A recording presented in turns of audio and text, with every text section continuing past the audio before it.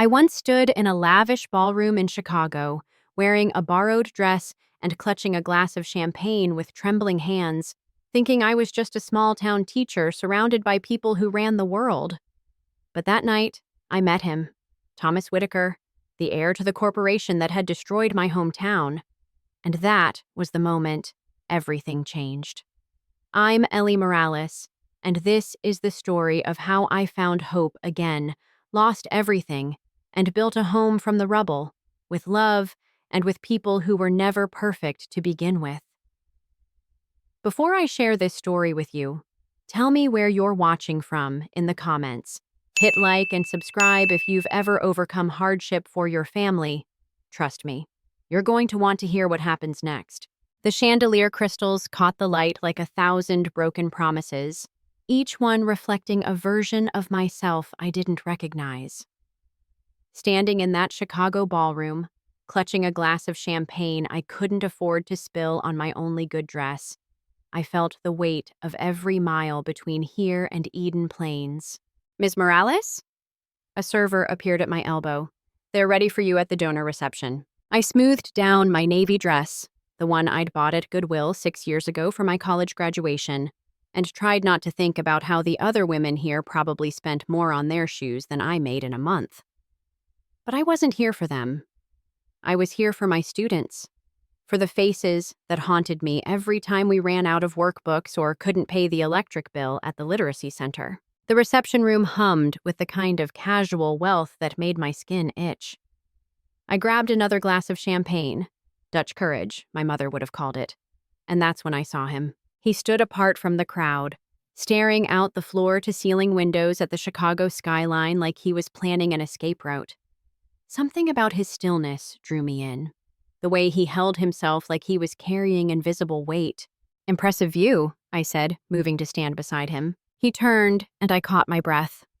Not because he was handsome, though he was, in that clean-cut, probably never worked a real day in his life way, but because his eyes held the same trapped look I'd seen in my students when they first walked into the center. "It's a cage with a view," he said quietly. I laughed, surprised. "That's a hell of a thing to say at your own fundraiser." His mouth quirked. "What makes you think it's mine?" "The way everyone keeps glancing at you like they're waiting for permission to breathe." He extended his hand. "Thomas." "Ellie." His handshake was firm, calloused in unexpected places. "I run the Adult Literacy Center in Eden Plains. We're one of tonight's beneficiaries, apparently." "Apparently?" "Well, I'm still not sure why a bunch of agricultural corporations suddenly care about whether farm workers can read." His expression shifted, something flickering behind his eyes. Maybe they've realized that keeping people ignorant isn't sustainable. Or maybe they've realized it looks bad on their corporate responsibility reports. The champagne made me bold, or maybe it was the way he actually seemed to listen. "These big ag companies come in, buy up family farms, bring in seasonal workers they pay pennies, then act surprised when rural communities fall apart. But sure, throw us a fundraiser. That'll fix it." The silence stretched between us like a taut wire. I waited for him to walk away, to signal security, to do what rich people did when confronted with uncomfortable truths. Instead, he said, "You're not wrong." "I'm not?" "No." He turned back to the window. "My family's company has been part of the problem. We've prioritized efficiency over community, profits over people. I've tried to—" He stopped, jaw tightening. "It doesn't matter what I've tried." Something in his voice made my chest tight. "It matters to someone." He looked at me then, really looked at me, and I felt exposed in a way that had nothing to do with my secondhand dress. "Does it?"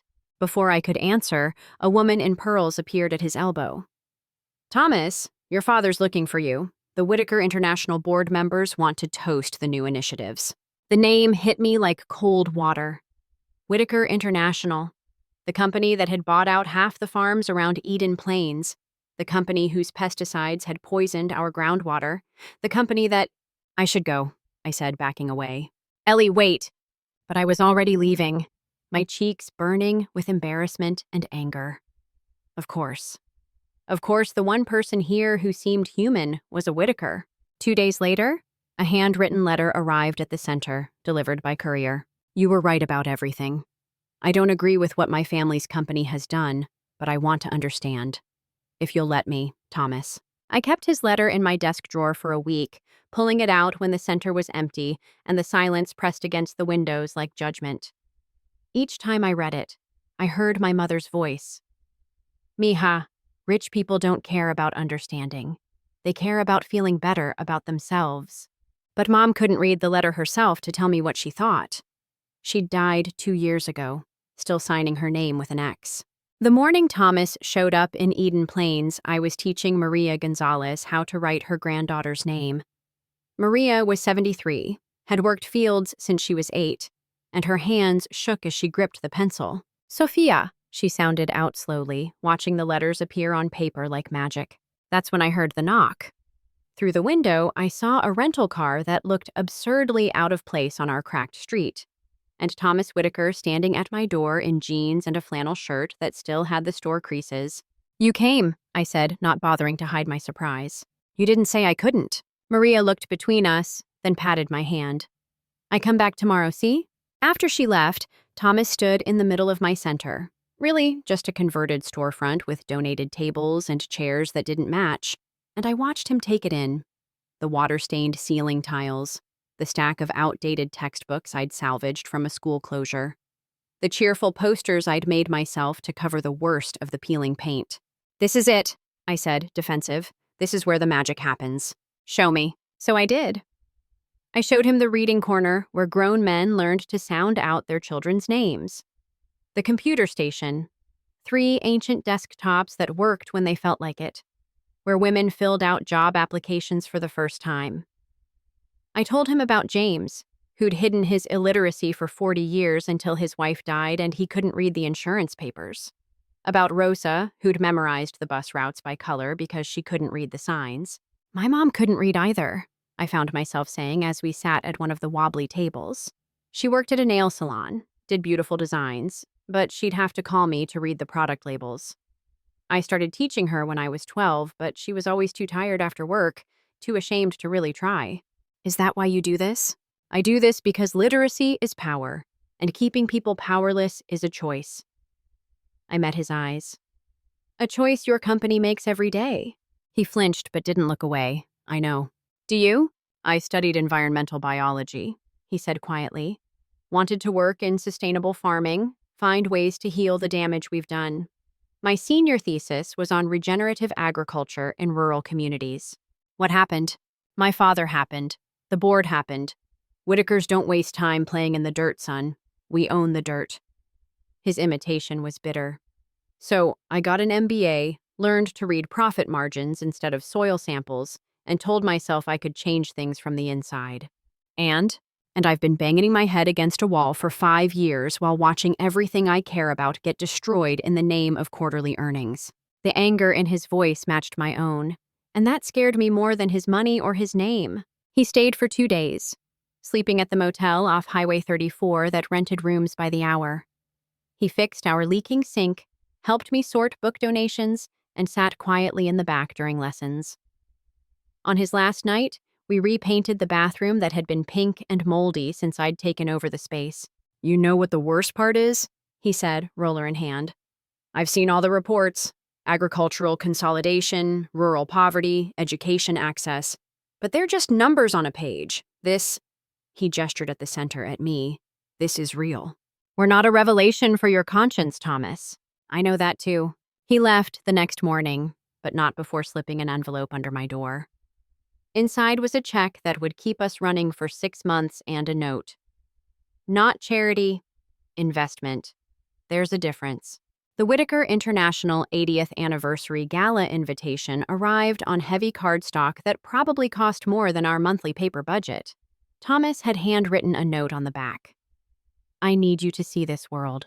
Please come. I almost threw it away. Then Maria finished reading her first complete sentence. My granddaughter is beautiful. And I thought about all the Marias who never got the chance.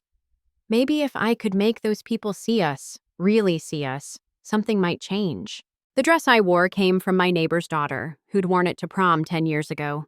Emerald green, a little dated, but it fit. I'd even splurged on drugstore makeup, watching YouTube tutorials in the center after hours.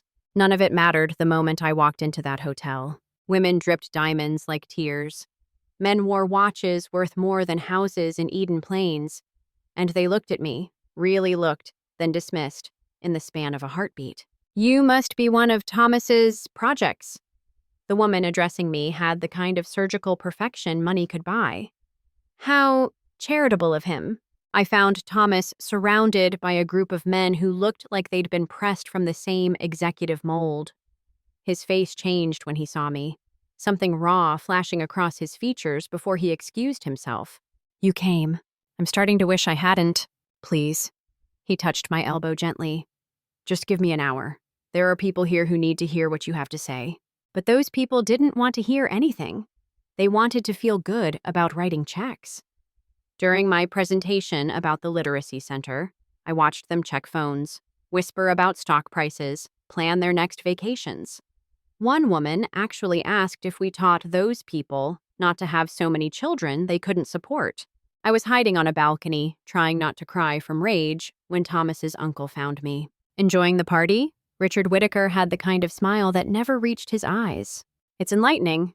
I'm sure it is.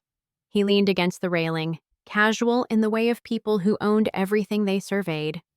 You know, Thomas means well, always has, but he's naive about how the world works. Is he? Take this little whistleblower stunt he's pulling. Richard's smile widened at my confusion. Oh, he didn't tell you? Our idealistic Thomas has been feeding information to the feds about our subsidy programs. Seems to think we're committing fraud. The ground tilted. What? Very noble, I'm sure. Of course, when it all comes out, he'll need character witnesses, people to testify about what a good man he is, how he cares about the little people. His eyes glittered. That's where you come in, isn't it? The poor but proud teacher from the sticks. Perfect optics. I found Thomas in the coat room, and the guilt on his face told me everything. How long? My voice sounded strange, distant. Ellie, how long have you been planning to use me as your PR shield? It's not like that. Isn't it? I laughed, sharp and bitter. God, I'm such an idiot. I actually thought... I stopped, swallowing hard. I thought you saw me. Us. But we're just props in your family drama, aren't we? That's not true. Then why didn't you tell me? Because I knew you'd react like this. Like what? Like someone who's been manipulated? Like someone who opened up to you about my dead mother, my community, my life, while you were calculating how to use me? I never calculated anything with you. His voice cracked. You're the only real thing in my entire life. Real things don't come with NDAs and congressional hearings, Thomas. I left him standing there and drove the 6 hours back to Eden Plains in my borrowed dress, mascara running, heart shattered in ways I didn't have words for yet. 3 weeks later, the news broke. Thomas Whittaker, heir to an agricultural empire, had exposed years of fraudulent subsidy claims. The photos they used showed him at various charity events. One was from that first fundraiser. He was looking at someone just out of frame, his expression soft and wondering. I knew who he'd been looking at. I burned the photo in my sink and watched the edges curl into ash. The Literacy Center started bleeding students after the news broke. Not because of Thomas. Most of my people didn't follow agricultural scandal news, but because hope is fragile and mine had shattered visibly. I went through the motions. Opened at 8, smiled at whoever showed up, taught letters and words and meaning. But Maria noticed when I stopped decorating the bulletin boards. James asked why I didn't sing while organizing books anymore. You okay, Miss Ellie? Rosa touched my hand during her lesson. You look like my daughter when her man left. I'm fine, I lied, then excused myself to cry in the bathroom. 6 months passed. The Whittaker scandal dominated agricultural news. Thomas testified, looking gaunt on C-SPAN, detailing decades of fraud. His family disowned him publicly. His uncle called him a traitor on national television. I told myself I didn't care. I threw myself into grant applications, community outreach, anything to fill the Thomas-shaped hole in my chest. It might have worked if I hadn't gotten sick that winter. The nausea hit during a lesson on job applications. I barely made it to the bathroom, Rosa holding my hair back while I retched. You need a doctor, mija. It's just stress. But stress didn't explain the positive pregnancy test I took in the center's bathroom after everyone left. I sat on the closed toilet lid, staring at 2 pink lines that rewrote my entire future. I was pregnant with Thomas Whitaker's baby, and he was somewhere in Washington being crucified for doing the right thing. I didn't tell anyone. Not when morning sickness kept me in bed. Not when I had to buy new pants. Not when I felt the first flutter of movement like butterfly wings against my ribs. I was 17 weeks along when I lost the baby. It happened quietly, privately, the way my mother had taught me to handle pain. The doctor at the free clinic was kind, clinical, efficient. "These things happen," she said. "Nothing you did wrong." But it felt wrong. Everything felt wrong. I'd lost Thomas, lost his baby, and now I was losing myself. That's when I met Dean. I'd driven to the abandoned church outside town, the one where teenagers went to drink and I went to scream where no one could hear. But someone was already there. A small figure huddled in the corner, wrapped in a too-thin jacket. "Hey," I approached slowly, the way you'd approach a wounded animal. "You okay?" The boy looked up. 10, maybe 11, with eyes too old for his face. My grandma had another stroke. I knew his grandmother, Catherine Mills, who'd been coming to the center before her first stroke. "Where are you staying?" Shrug. "Come on." I held out my hand. "Let's get you something to eat." Dean moved into my spare room that night. Official channels would have put him in foster care 3 counties away. Instead, I called in favors, filed paperwork, and became his emergency guardian while Catherine recovered. He barely spoke those first weeks, but he watched everything. Watched me teach, watched me organize, watched me pretend I wasn't falling apart. "You're sad," he said one night over boxed mac and cheese. "Sometimes." My mom was sad too, before she left. I reached across this table, covered his small hand with mine. "I'm not leaving." "Promise?" "Promise." That's the night Thomas knocked on my door. He looked terrible. Thin, unshaven, wearing a coat that had seen better days. But his eyes still held that trapped look I'd recognized a lifetime ago in Chicago. "I know you don't want to see me," he started. "Then why are you here?" He pulled out a folder. Inside were documents from the Justice Department, witness protection papers, testimony transcripts. "Because I wanted you to know it was never about using you. Any of it. You were—" He stopped, swallowed. "You were the first person who made me want to be better than what I was born into." Dean appeared in the hallway, assessing Thomas with those 2 old eyes. "Who's this?" Thomas asked softly. "This is Dean. Dean, this is an old friend." Dean looked between us, then said to Thomas, "She cries at night sometimes." My face burned. "Dean—" "You should fix it," Dean told Thomas firmly, then disappeared back to his room. In the silence that followed, I almost told Thomas about the baby. Almost. Instead, I said, "You should go." He left the folder on my table and walked away. The "for sale" sign on the old Morrison farm had been there so long, it had become part of the landscape. 40 acres of neglected land, a farmhouse with good bones but peeling paint, outbuildings that remembered better days. Every time I drove past with Dean, I'd imagine what it could be. "Why don't they fix it up?" Dean asked one afternoon, 6 months after he'd come to live with me. "Takes money to fix things." "Everything takes money." He said it matter-of-factly, the way kids who've been disappointed by life-state truths. That's why Grandma couldn't get better medicine. Catherine had passed 2 months ago. Dean held my hand at the funeral, dry-eyed, already too familiar with loss. The day the "for sale" sign came down, replaced by construction vehicles, I assumed another corporation had bought it. Then Thomas walked into the center. He looked better, healthier. The haunted look had faded, replaced by something I couldn't name. "I bought the Morrison place," he said without preamble. "Good for you. I want to turn it into something. Eden House. A place where your students can learn trades while they're learning to read. Construction, farming, food service, real skills, real wages." I kept sorting donated books, not trusting myself to look at him. "Why?" "Because you were right. It's not enough to teach someone to read a job application if there are no jobs." "No, why here? Why now?" "Because I'm done rusting from who I want to be." Over the next months, I watched the Morrison farm transform. Thomas hired locally, many of them my students. James learned basic carpentry fixing the barn. Rosa discovered she had a gift for organizing work crews. They came to the center in the evenings, excited, showing me their paychecks with pride. "He asks about you," Maria told me one evening. "Mr. Thomas wants to know if you're eating enough, sleeping enough. He should mind his own business." "Maybe you are his business." Dean started hanging around Eden House after school. Thomas taught him to use tools, measure lumber, plan projects. They worked mostly in silence, but it was a comfortable silence, the kind men shared when their hands were busy. "He's not so bad," Dean announced one night over dinner. "Who?" "You know who." He pushed peas around his plate. "He's teaching me to build a chicken coop. Says every farm needs chickens." "We don't have a farm. Not yet." The day Eden House officially opened, Thomas asked me to run it. "You're the educator," he said. We stood in the newly renovated kitchen, which would teach food service skills. "I can handle the business side, but this needs someone who understands people, not just profits." "Thomas?" "No strings, no expectations. Just let me help fix something instead of destroying it for once." I said yes. For my students, for Dean, for the community that needed this. Not for the way my heart still stuttered when he smiled. We worked together like dancers who'd learned each other's rhythms. He handled finances, permits, partnerships.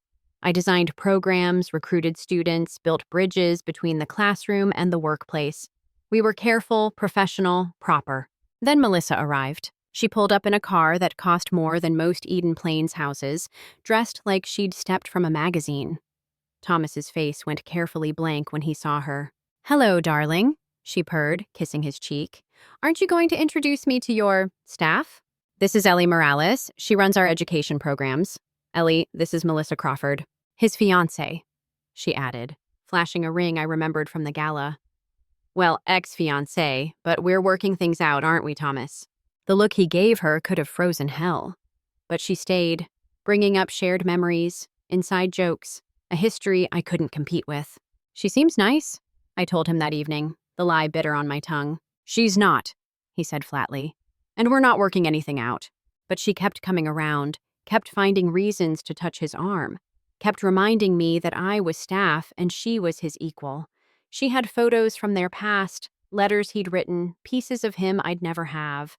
The night I found Dean crying in his room, I knew something had to change. "She said you're going to leave," he sobbed. "She said people like us don't get to keep nice things." I held him until he slept, then spent the night staring at the ceiling, planning our escape. The congressional hearing was scheduled for the week before Christmas. Thomas had to testify again, this time about the criminal charges against his uncle and several board members.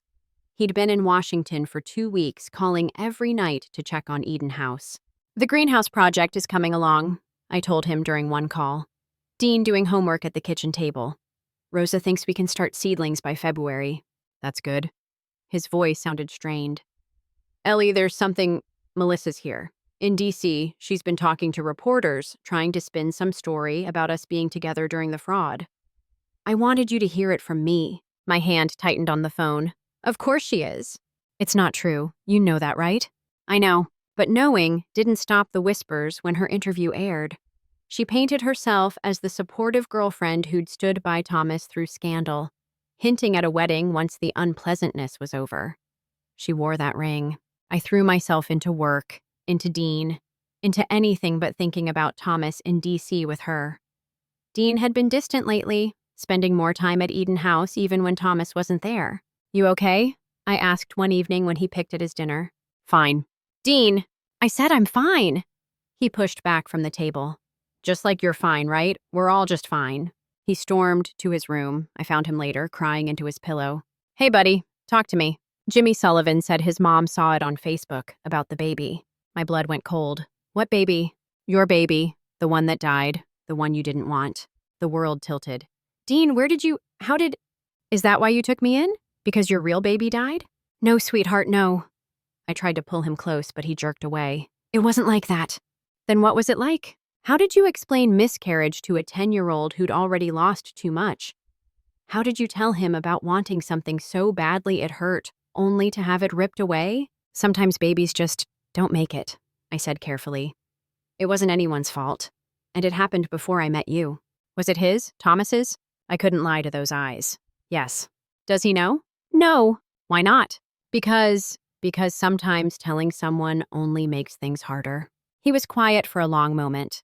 Then, "I'm not a replacement baby." "No, you're Dean. You're exactly who you're supposed to be. But you're still sad about it." "Sometimes, but that doesn't mean I love you any less." He let me hug him then, his small body shaking with confusion and grief for something he didn't fully understand.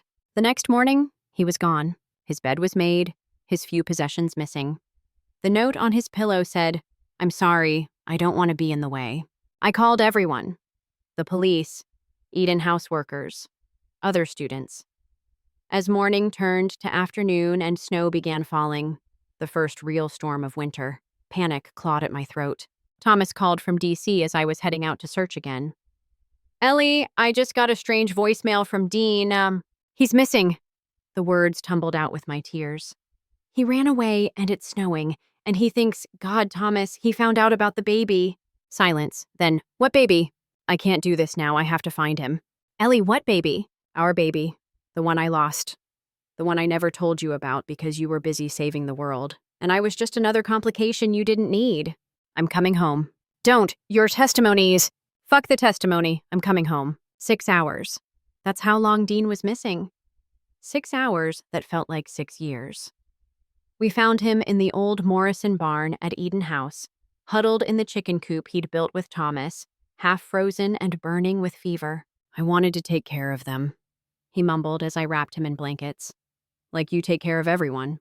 At the hospital, as they treated him for hypothermia and pneumonia, he gripped my hand. "Mom?" The word was soft, uncertain. "Don't leave me." "Never," I promised, my tears falling on our joined hands. "Never, baby." Thomas arrived as dawn broke, still in his suit from DC, looking wrecked. "We need to talk," he said. "Yes," I agreed. "We do." Thomas was acquitted of all charges on a Tuesday. His uncle went to prison on Wednesday. By Thursday, he was back in Eden Plains, sleeves rolled up, teaching our newest students to read building plans. We'd talked, really talked, during Dean's recovery, about the baby, about fear, about the walls we'd built to protect ourselves from more loss. "I would have come back," he'd said, voice breaking. "If I'd known, I would have dropped everything." "I know," I'd admitted. "That's why I didn't tell you." Now, 3 months later, we moved around each other like planets finding new orbits.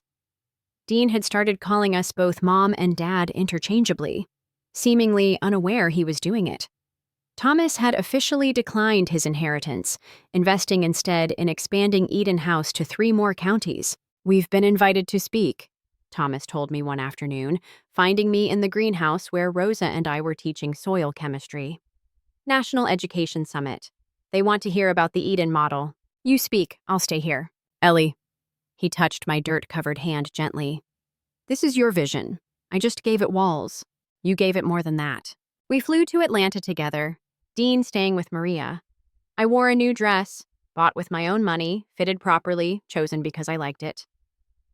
Thomas wore jeans and the flannel shirt that still had store creases from that first visit, now soft with wear. "You're nervous," he said as we waited backstage. "I'm about to tell a room full of policymakers that their entire approach to rural education is wrong." "Is it?" "We don't need charity. We need chances. We don't need pity. We need partnerships." I took a breath. "We need to stop choosing achievement over affection." "Say that." "What?" "Exactly that. Say all of that." So, I did. I stood before hundreds of educators and told them about Maria writing her granddaughter's name, about James hiding illiteracy for 40 years, about my mother signing with an X until the day she died, about Dean building chicken coops because caring for something helps you heal. "We measure success in test scores and graduation rates," I said. "But what about the man who reads his wife's love letters for the first time? The woman who can finally help her kids with homework? Where's the metric for dignity restored?" The applause was thunderous, but I only saw Thomas in the front row, tears on his face, mouthing, "I love you." Eden House became a model. We had visitors from across the country wanting to replicate what we'd built. But the real victory was smaller, quieter. It was Rosa getting promoted to shift supervisor at the restaurant where she'd once washed dishes, James reading a bedtime story to his grandson, Maria texting her granddaughter, slowly, with lots of emoji, but doing it herself. It was Dean, officially ours through adoption papers signed by a judge, who cried at the ceremony. It was the morning I woke up nauseous again, this time taking the test with Thomas holding my hand. Positive, I whispered. He pulled me close, both of us trembling. We're having a baby. We're having a baby. This pregnancy was different. Thomas came to every appointment. Dean picked out potential names. The whole community wrapped us in protective joy. When I felt the first kick, all three of us had our hands on my belly. Hello, little one, Thomas whispered. We're your imperfect family, and we already love you. The spring festival at Eden House drew hundreds. Local farmers sold produce, students demonstrated new skills, children ran between the chickens Dean had raised from chicks. Senator Williams attended, promising federal funding for Eden programs nationwide. I gave my speech from the porch Thomas had rebuilt, one hand on my growing belly, the other holding Dean's. Love isn't born perfect, I said, looking at my imperfect, beautiful family. It's born to heal, to transform, to teach us that broken things, tended with care, can grow into something extraordinary. The wedding was Dean's idea. You can't have a baby without being married, he announced over breakfast, serious as a judge. That's what Jimmy Sullivan says. Jimmy Sullivan doesn't know everything, I said, hiding my smile. But it would be nice, Dean continued, looking between Thomas and me, to be a real family. We are a real family, Thomas said gently. I know, but official, like the adoption papers. Dean pushed eggs around his plate. I want us all to have the same name. That evening, as we closed Eden House for the day, Thomas found me in the greenhouse, watering the tomato seedlings that would feed our summer program. Dean's not wrong, he said. About Jimmy Sullivan? About making it official. He pulled a small box from his pocket. Inside wasn't a diamond or anything flashy, just a simple band with Eden Forever engraved inside. Marry me, Ellie. Not because we're having a baby, not because Dean wants it, because I can't imagine any future without you in it. Thomas, I know we did everything backwards. Fell in love, fell apart, found each other again. But maybe that's what we needed. To break first so we could heal stronger. I said yes with dirt under my fingernails and Rosa's seedlings as witnesses. We married in June, in the field behind Eden House where the corn was just starting to tassel. Everyone came. Our students, their families, the senator who'd funded our expansion, the judge who'd made Dean ours. My dress was simple cotton, sewn by the women in our textile program. Thomas wore jeans and a clean white shirt. Dean stood between us in his first suit, holding the rings like precious eggs. I was lost, I said in my vows, looking at the faces of people who'd become family. Drowning in anger at a world that seemed designed to keep people down. Then you crashed into my life with your store-creased flannel and guilty conscience, and showed me that broken systems could be rebuilt with love and stubborn hope. You saved me, Thomas said simply, from the life I was supposed to live, from the man I was supposed to become. You and Dean and this place, you're my redemption. Dean insisted on saying something too. You guys picked me when nobody had to, so I pick you back, forever. There wasn't a dry eye in that cornfield. We danced to music from the Eden House Band, former students who'd discovered musical gifts alongside literacy. Maria sang in Spanish, her voice carrying across the fields like a blessing. The senator pledged more funding. Rosa announced she was starting her own catering business with an Eden House microloan. As sunset painted everything gold, I found myself on the porch, watching Dean teach younger kids to feed the chickens. Thomas's arms wrapped around me from behind, hands resting on my belly where our daughter kicked. No regrets? He asked. How could I regret any road that led here? Later, I would write Dean a letter for his 18th birthday. My darling boy, you asked me once if I took you in because I lost a baby. The truth is more complex and more simple than that. I took you in because love doesn't wait for perfect timing. It doesn't require blood or planning or sensible decisions. Love sees a scared boy in an abandoned church and says, "You're mine now." Love sees a broken man trying to mend his family's damage and says, "I'll help you heal." You taught me that families aren't born, they're built. One choice at a time, one meal together, one bedtime story, one promise kept. You were never a replacement for anything, Dean. You were the missing piece we didn't know we needed, the bridge between who we were and who we could become. Your dad likes to say he's the one who gave Eden House walls and windows, but you're the one who made it home. Thank you for picking us back. that day in the courthouse. Thank you for believing we were worth keeping. Love isn't born perfect, my son. It's born to heal. All my love, Mom. As stars emerged over Eden Plains, Dean and Thomas planted next season's corn together, their laughter carrying on the wind. Tomorrow there would be new students, new challenges, new mountains to move. But tonight, we were just a family in a field, learning to call this imperfect world home.